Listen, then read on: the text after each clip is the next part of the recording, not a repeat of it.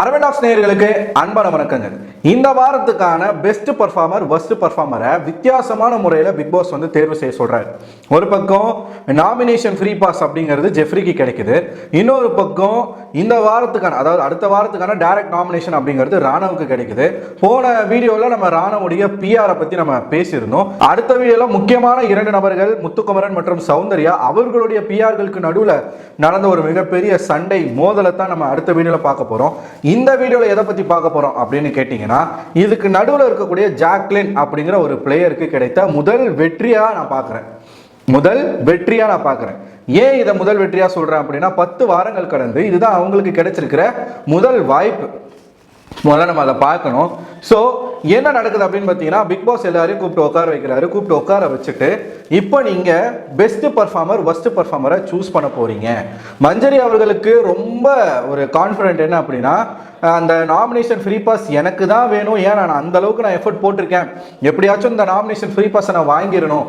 அதை வாங்கிட்டேன்னா அடுத்த வாரம் நான் நாமினேஷன்லேருந்து தப்பிச்சிருவேன். ஏன்னா அவங்க ஒரு விதமான ஒரு நெகட்டிவ் ரோலில் அவங்கள வந்து ப்ரொஜெக்ட் பண்ணிக்கிறாங்க.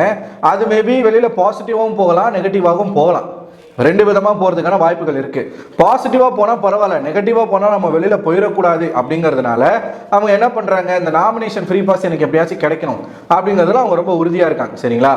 ஸோ இப்படி இருக்கும் பட்சத்தில் அவங்க கேட்குறாங்க, அவங்களுக்கு கிடைக்கல. அதுக்கப்புறமா இன்னொரு முயற்சி என்ன பண்ணுறாங்க அப்படின்னா, எப்படியாச்சும் இந்த பெஸ்ட் பர்ஃபார்மராக நம்மளை சூஸ் பண்ணிடணும் அப்படின்ற மாதிரி சொல்கிறாங்க.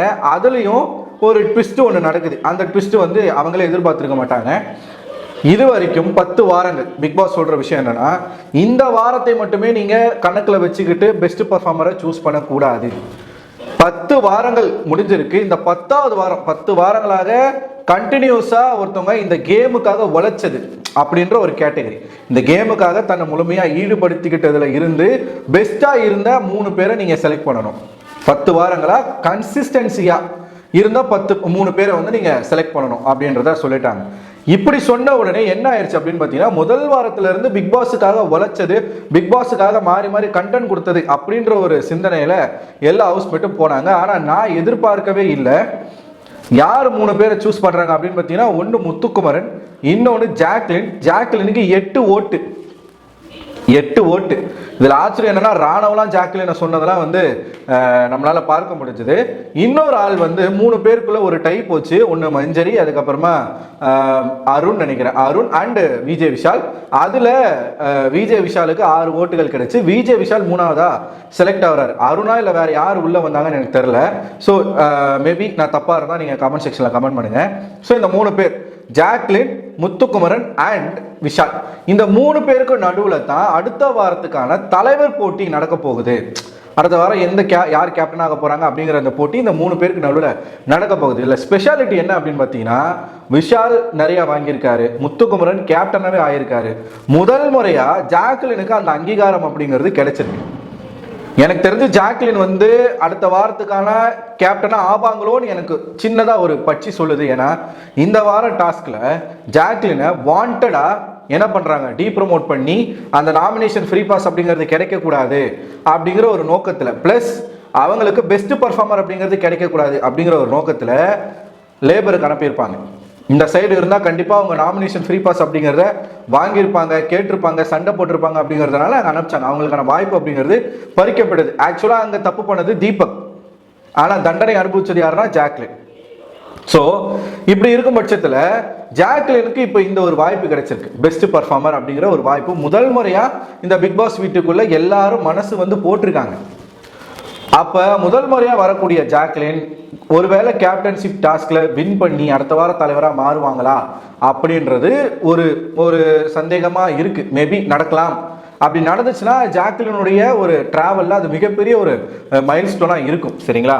அப்படி இல்லைனாலும் பரவாயில்ல. பட் இந்த முறை அவங்களுக்கு அந்த வாய்ப்பு, இது அவங்களோட முதல் வெற்றியாக நான் பார்க்குறேன். ஜாக்லினோட கிராஃப் வந்து ஏறிக்கிட்டே தான் இருக்குதே தவிர்த்து எந்த இடத்துல இறங்கலை. மற்றவங்க கிராஃப்னாச்சு மேலே கீழேன்னு போகுது. பட் ஜாக்லின் இது வரைக்கும் அவங்களுடைய கேம் வந்து குறையாத லெவலில் தான் பார்த்துருக்குறாங்க. ஒரு வாரம் அந்த மிஸ்ஸு அந்த ஒரு வாரம் வந்து அந்த கேங்கோட சேர்ந்து ஒரு விஷயம் பண்ணது, அந்த கேங்கினுடைய பிளேவும் இன்னையோட முடிஞ்சு. ஸோ ஜாக்லின் இனிமே வந்து அவங்களுக்கு முழுக்க முழுக்க வளர்ச்சி அப்படிங்கிறத நம்ம பார்க்கணும். இன்னொரு விஷயம், பெஸ்ட் பர்ஃபார்மர் அப்படின்னு ஒரு 3 பேரை சூஸ் பண்ண சொல்றாங்க. இது எந்த அடிப்படையில் சொல்றாங்க அப்படின்னு பார்த்தீங்கன்னா, எந்த 3 நபர்கள் இது வரைக்கும் அவங்களுடைய கேமை வந்து ஒழுங்கா ஆடலை, ஒரு மாதிரி வந்து மறைஞ்சே இருக்கிறாங்க, ஓப்பன் அப் ஆகலை அப்படின்ற ஒரு கேட்டகரிஸில் சூஸ் பண்ண சொல்கிறாங்க. அதில் சூஸ் ஆன 3 நபர் யாரு அப்படின்னு பார்த்தீங்கன்னா, பவித்ரா, தர்ஷிகா அண்ட் ரஞ்சித். ரஞ்சித்தால இதை ஏற்றுக்கவே முடியல. என்னதான் பண்ணணும் இவங்க நினைக்கிறாங்க, ரஞ்சித் கேட்குறாரு, என்னதான் பண்ணணும்னு சொல்லி இவங்க நினைக்கிறாங்க, எந்த பிரச்சனைக்கு நம்ம குரல் கொடுக்கல. பிக் பாஸே ஒரு விளக்கத்தை கொடுத்தாரு.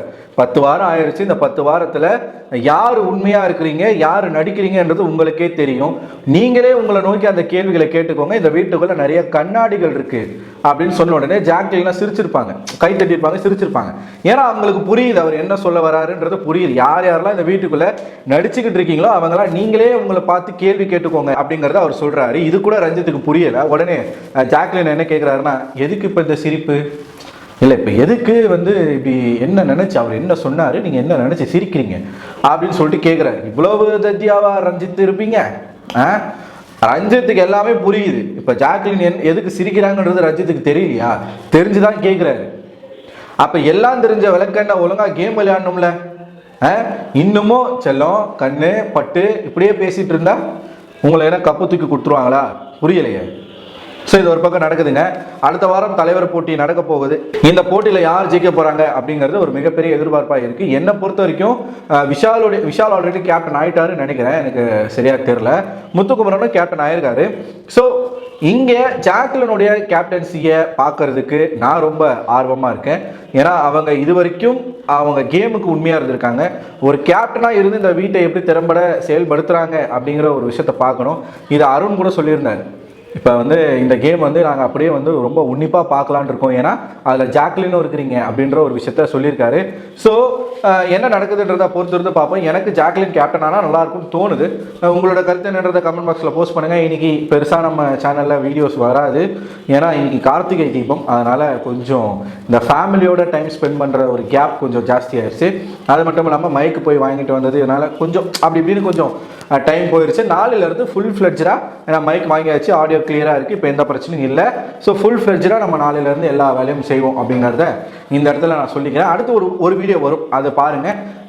நெக்ஸ்ட் வந்து நிறைய அப்டேட்லாம் இருக்குது, அதெல்லாம் நான் சொல்கிறேன். ஸோ இந்த வீடியோ பற்றி உங்களோட கருத்துக்களை கமெண்ட் பாக்ஸில் போஸ்ட் பண்ணுங்கள். அடுத்த ஒரு வீடியோ உங்களை சந்திக்கிறேன். அதுவரை உங்களோட விடைபெறுவது நான் அரவிந்தன்.